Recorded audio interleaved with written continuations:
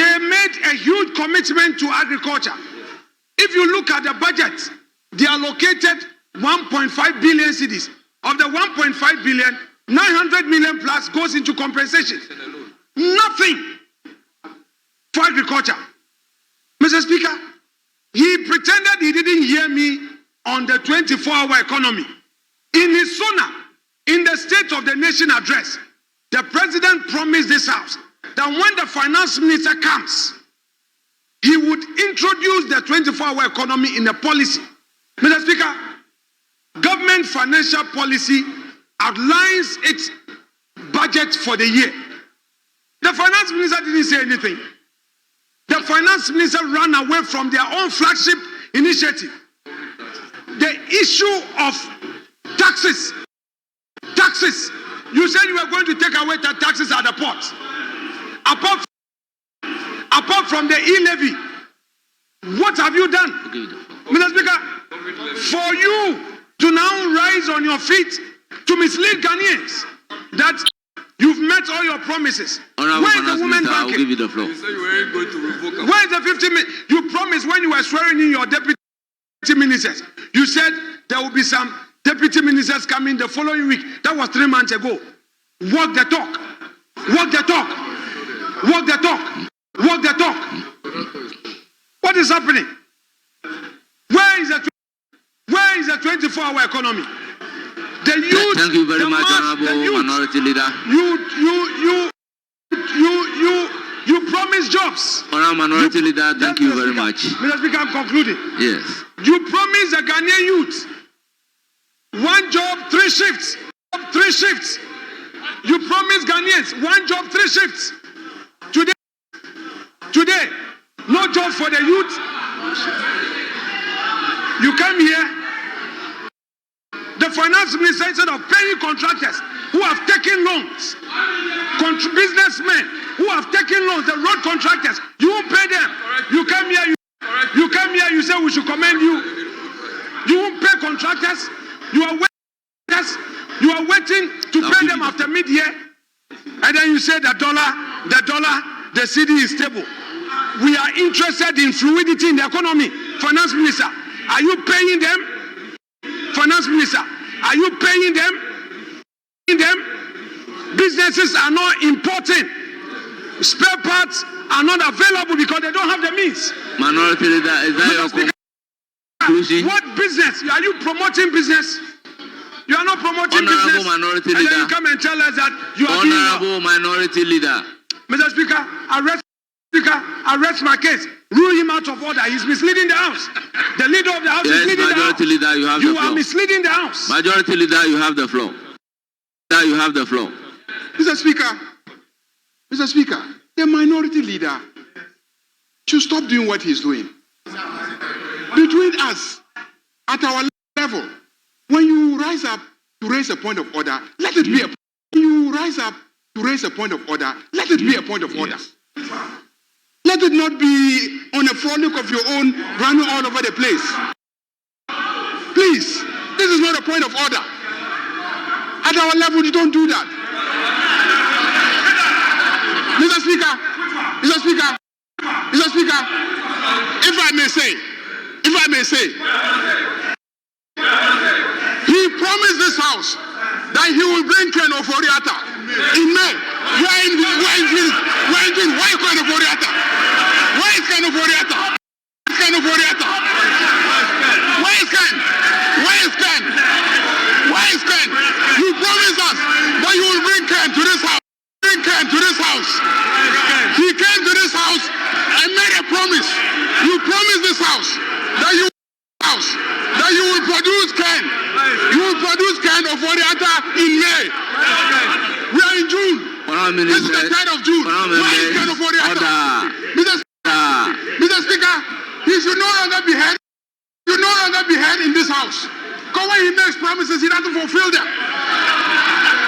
He comes here and makes promises and never fulfills them. And yet he is questioning other people's promises. When you made a promise, did you fulfill it? Honourable members, Majority Leader, you have the floor. Let's listen to the Majority Leader. am giving the floor to the majority leader.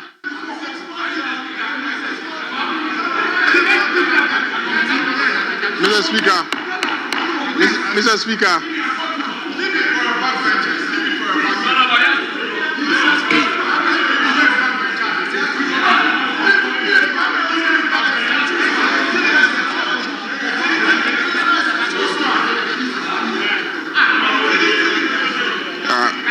yes, majority leader, you have the floor.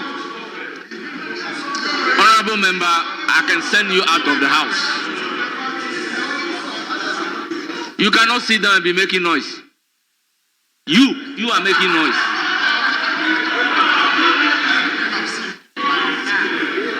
Yes, majority leader, you have the floor.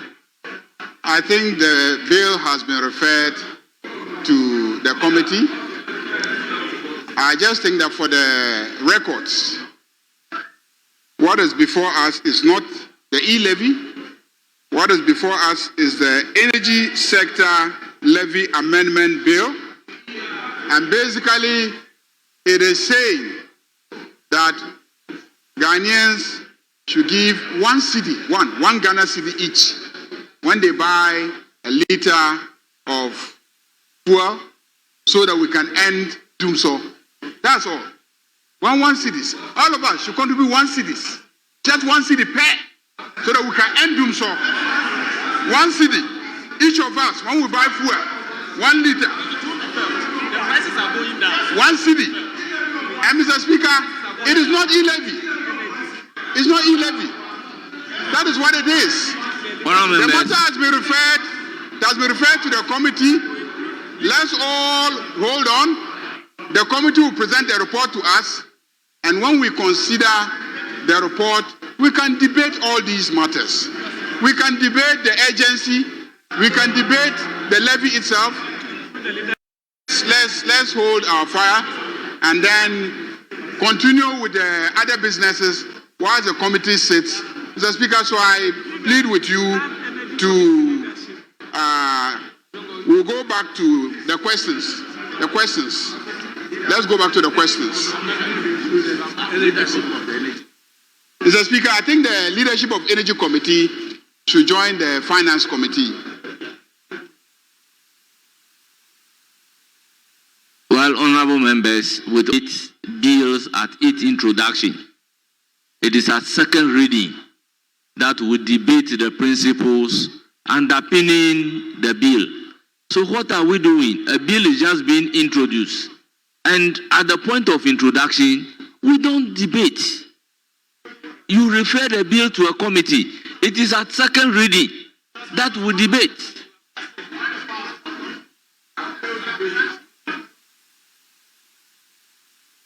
Honorable Minority Leader. Mr. Speaker, I believe that each one of us here has a right to express a view. Mr. Speaker, one of the things we can all do to bring peace to this house is when we patiently hear one another. I got up and you recognized me, and it was not for me to say I want to debate it. Mr. Speaker, I expressed a concern.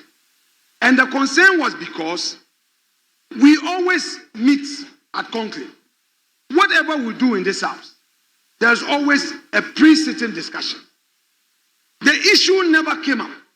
I only saw an order paper addendum being sprung as a surprise on us. It was a reason why I got up.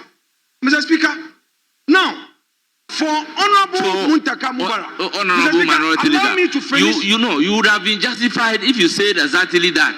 But you went further to say they are introducing e-levy. Mr. Speaker, may I finish? Mr. Speaker, you heard him in silence. Please hear me too. Mr. Speaker, for the Honorable Muntaka Mubarak, who I so much respect, to be on his feet, to use certain words the way he did. Mr. Speaker, I thought that Honorable Mahama Yarega, getting up, would use the opportunity to address it. Because, Mr. Speaker, he has been in leadership before. I will not want any of my colleagues here to be disrespectful to you. Never. We're here to debate. All I was saying was that the matter did not come up at pre-sitting. The majority leader whispered to me that the finance minister would bring up something. The energy minister had whispered to me that we would engage. All I was trying to draw the attention of the House to was that we were not pre-informed. For you to get up and to attack my person, that anytime I get up, I don't just get up to speak, I get recognition before. And if you, Mutaka Mubarak, who I so much respect, today you are interior minister, you want to hijack the leadership and then attack me? No, please, colleagues, all of you at the backbench, you know, one of the things I don't do is to disrespect you. Please, let's put all things aside, please, with respect. We are colleagues. If I raise the issue and you don't agree, get up and respond. I have been in that black seat before. I don't disrespect colleagues. And I am surprised. Honorable Mutaka Mubarak, those days, in the 6th and 7th Parliament, he was always concerned about the way Honorable Chairman Sabonsu. I can refer him to answer. How Honorable Chairman Sabonsu use certain words to describe certain matters. And he would always protest. I expect you not to be the one to be attacking me. I expect you not to be the one to be using certain words. And then when you get up, you say you will withdraw. If you decide not to withdraw, I can force you. And I will plead with Speaker to get you to withdraw. Let Hansa have the record of what you have just done. And Honorable Ayeriga, we have just started. It's my job to also protect you from this side. If today a colleague of yours sees an opportunity to attack me merely because I'm raising a genuine concern, when the matter did not come up at leadership discussion, and Speaker allowed him to speak all out, and you think that it is not proper for him to do the needful, I'm not worried. As a minority leader, I expect more of such attacks, and more will come. It is a price I will pay for being a minority leader. If the intolerance level has said that, I will be attacked by no less a person than the interior minister, who I so much respect. Mr. Speaker, I leave him and all his words to posterity.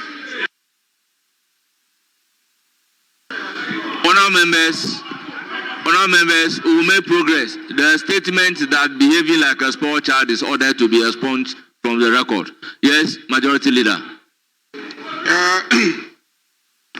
Mr. Speaker, I think we will go back to the questions. The ministers have been sitting here, so let's take the questions. Let's take the questions, Mr. Speaker. Very well. Let's take the questions. So the initial application was to take question number D, standing in the name of Mr. Francis Xavier Kojo Sosu. We'll do Honorable statements. member We'll do for statements. Madina. We'll do statements. We'll do statements. We will do statements. We will do statements. We will do statements. We will come back to statement. I have various statements. We will come back to statement. Mr. Speaker, the majority leader, Mr. Speaker, the majority leader made an application. Majority leader, I'm on my feet. Majority leader made an application that you should add the leadership of the Energy Committee to the Finance Committee to look at the. So, yes. Honourable members, is that the sense of the House that the leadership of the Energy Committee should join the Finance Committee? Yes, Majority Leader. Is that the sense of the House? Yes, we asked the leadership of Energy Committee to join Finance. The leadership of the Energy Committee is hereby requested to join the Finance Committee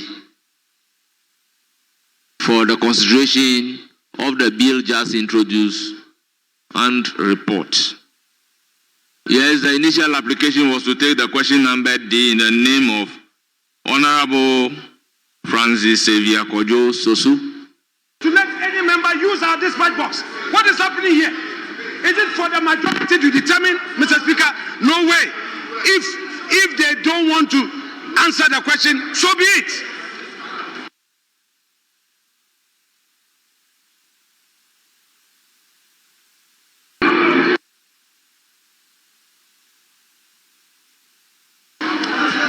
Honourable members, order.